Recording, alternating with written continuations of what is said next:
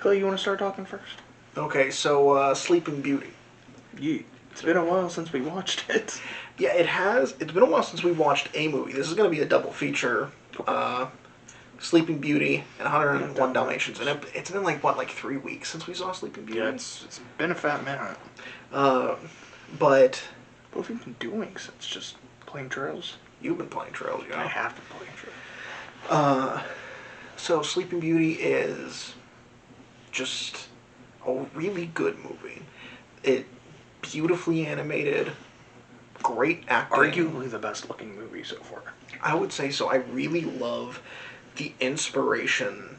It's kind of fitting. Both of these movies take a lot of inspiration from a certain style. Mm-hmm. Sleeping Beauty was, like the old medieval style of paintings and drawings.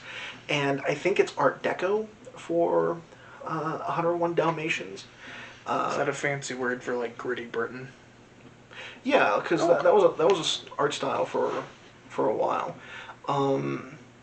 But Sleeping Beauty is beautifully animated, has one of the best Disney villains of all time, yes, because Maleficent steals every scene she's in. She's so deliciously petty. Yes. And, yeah, like we were saying when we watched the movie, she gave them an out. She did give them an out. She was like, I thought there was some sort of mistake, but, And then, the one fairy pipes up and is like, yeah, you weren't wanted. Oh, not wanted. Oh, I'm sorry, this must be really embarrassing. Well, I guess I'll be on my way. And she just kind of looks at the king and queen like, okay, so,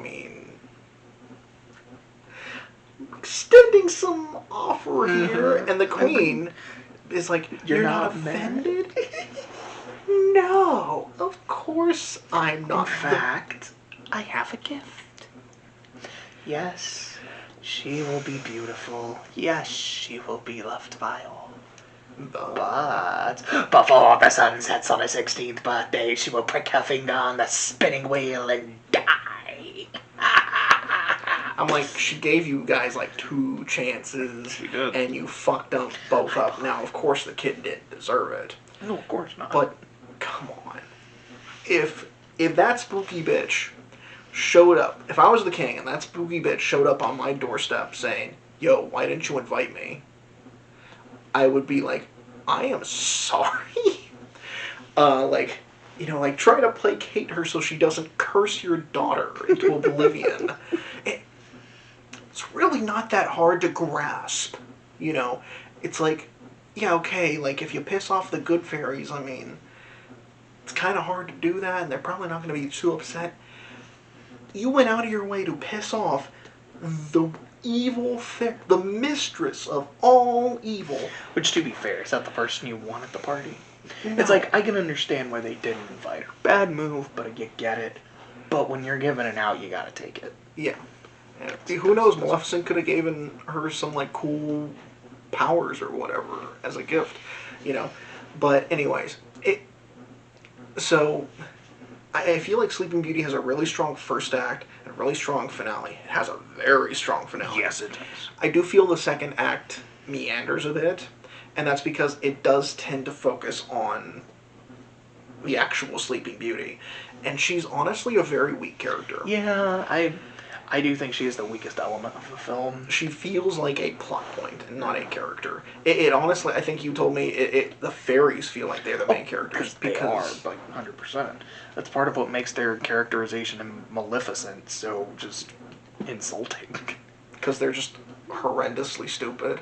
It's like they're goofy stupid. Mm-hmm. They kind of screw things up, but it's like an innocent sort of screw up. Here, or in Maleficent, they're not completely incompetent. Maliciously incompetent. Right, Bonnie? What do you think of those fairies? Anyways, so I think the movie's great. It is an A rank for sure. I feel like its second act kind of prevents it from being an S rank for me, and just the fact that Aurora is just not really a character; she's a plot point. I feel like that does weaken it. But what do you think? No, I do agree with that. I think this is an A tier. Aurora is the one thing that keeps it from being an S tier. So, but can we just address the fact that when after Maleficent wins, believes she wins, everyone's asleep, prick their finger on the spinning wheel, and then the other fairy's like, alright, let's cast a spell so everyone's asleep so no one's depressed. Maleficent, she's having a party with all her goons, they're celebrating by the flaming cauldron and all that, and she's like, you know what? I'm gonna go bug the prince, because I captured him. So she goes, saunters all in, and it's like, hey man. No hard feelings. Like, no hard feelings. I know this kind of sucks, but don't worry. I'm gonna let you out. I'm gonna let you out. You're gonna get to kiss her on the lips. I mean, I'm not gonna let you out for, 50 years? 70 years? And then we'll see if true love really conquers all. You're like, oh, she's so wonderful. Yeah. A baby? Did you hear that, my pet? All these years, and they've been looking for a baby. Fools! Idiots! Speaking of fools and idiots. Blasphemous, wretched pen. So, 101 Dalmatians. It's been a fat minute since I've actually seen this movie. I don't know what it is, but I've never been a particularly big fan of 101 Dalmatians. Now, I don't dislike it, but it's one of those things where it's like, why does this get so many variations and remakes and live-action versions? And it's like, it's fine.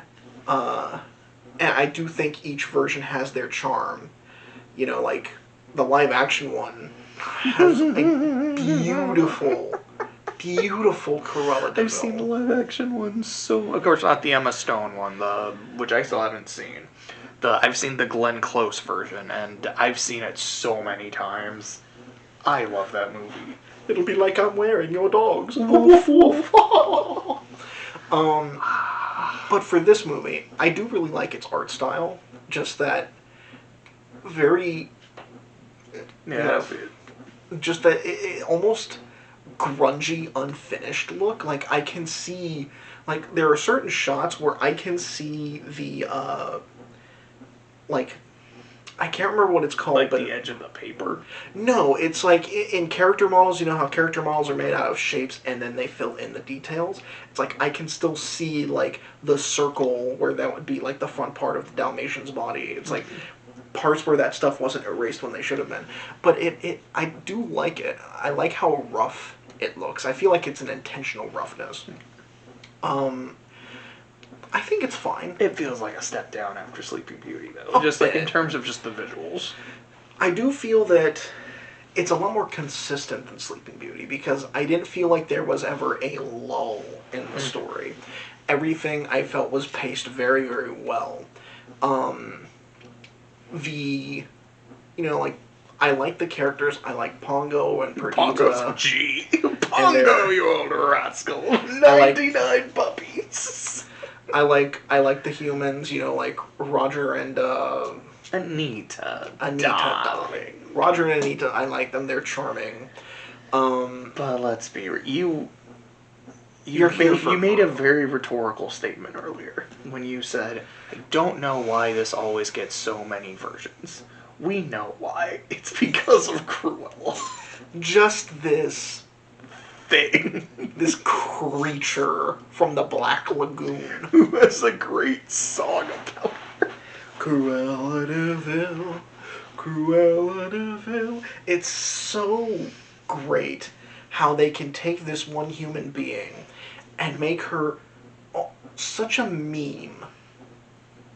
It's like she's like this horrible human being, but unlike the evil stepmother or Maleficent, who you're just like, I don't want an ass. It's not like the stepmother where it's like you just hate her and you find no enjoyment out of her. It's like Cruella's more like Maleficent, where it's like, God, she's such a piece of shit, and I love every second of it. The difference is Maleficent revels in her own evil. Yes, but there's this air of like regality to her, where you're like, she's cool, and I respect her for it. Cruella's just crazy.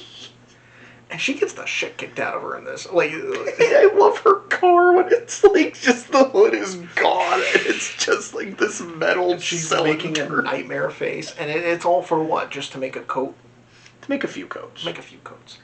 It's like, I mean, you could have just made I a live white. for fuzz. I worship. I mean, you could have just made a fur coat and dyed dots on it. Yeah, but that's not authentic. Gotta give it to her. A lot of those other puppies were bought and paid for. Yeah. Not most of them weren't stolen. Yeah. I mean, she did try to buy Pongo and Perdiz For puppies. double what they were worth. Yeah. But it still comes across as so weird because it's like, I mean, dog skin and dog fur is not exactly like fluffy. Well, I mean, Dalmatian fur is. Yeah, it's like, I mean, Princess is super fluffy. You know, She'd make a great coat. She'd make an amazing coat. Damn it.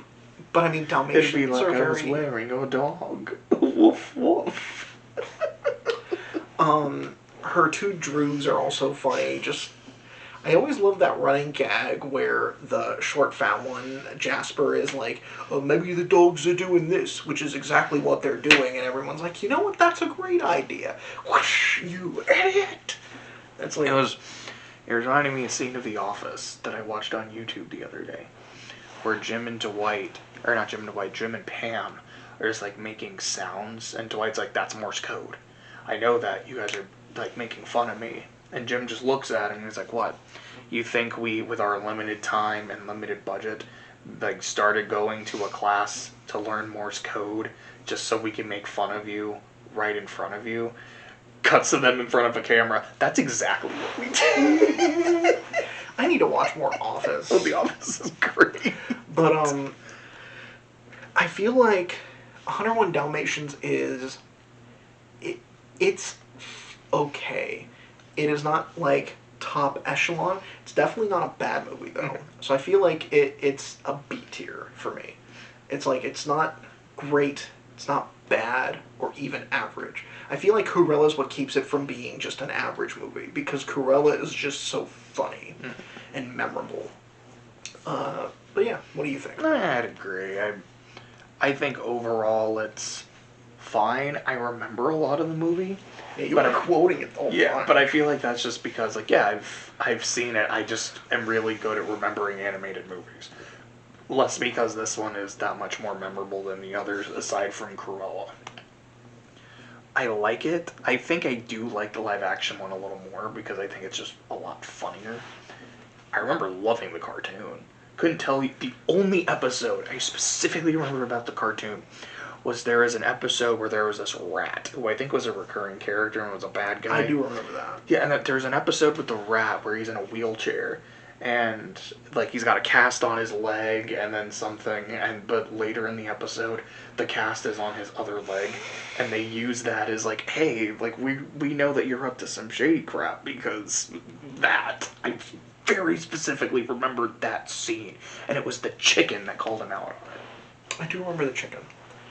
I don't remember her name. I want to say it's like Scratch, but that's the name of Eggman's chicken robot. I haven't seen Cruella yet. Oh, I haven't seen Cruella yet, but I mean, I've seen that one scene. It's the scene that everybody talks about that movie. Just when the dog fucking drop kicks the mom.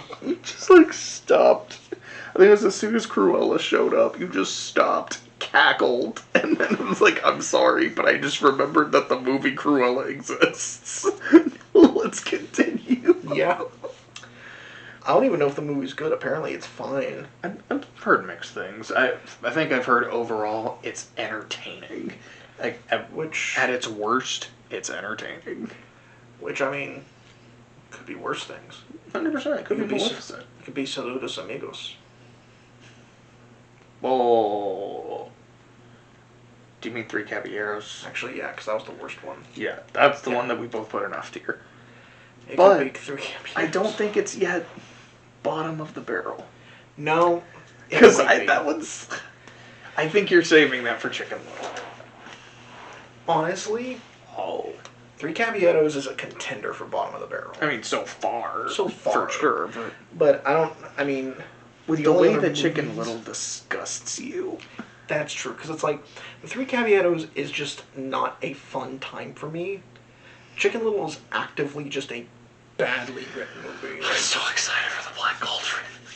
Because, yeah, I've never seen it, and I that's why I'm so don't know if it's going to be great, or if it's going to be I don't shit. know.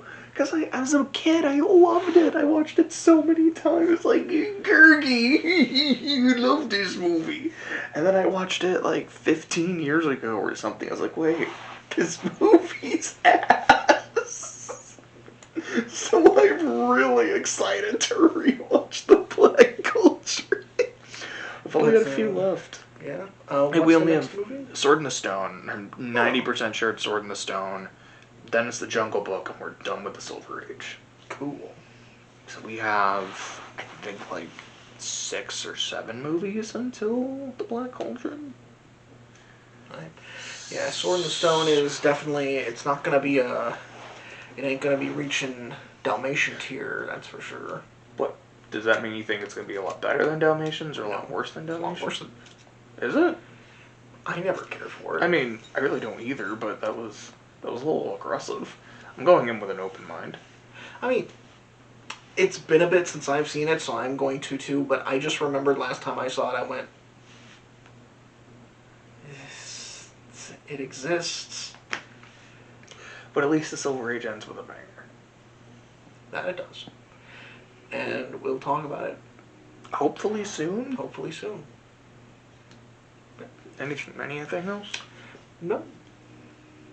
Anything else from you? No. Anything from you, Bonnie?